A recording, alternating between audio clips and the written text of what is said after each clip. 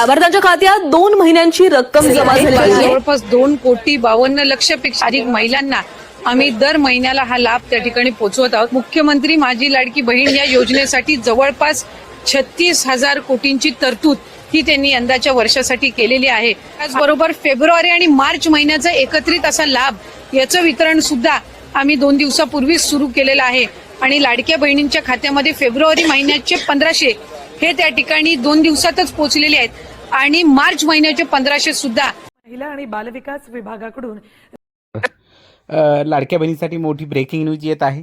लाडक्या बहिणीनो, तुम्हाला मार्च आणि एप्रिल असे 3,000 रुपये एकत्र जमा होणार आहेत.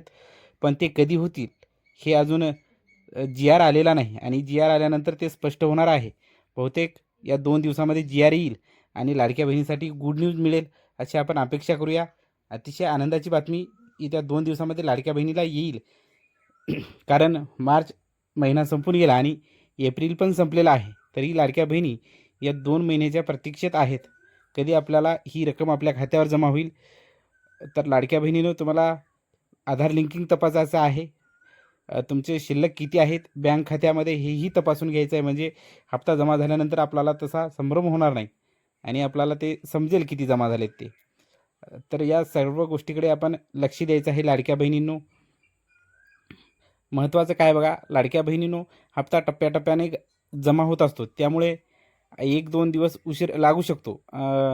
आपण घाबरून न जाता थोडं 1-2 दिवस वाट पाहावी. सुरक्षित टीप ही आहे लाडक्या बहिणींनो, पैसा जमा करण्यासाठी सरकारकडून कधी फोनवर पिन किंवा OTP मागितला जात नाही.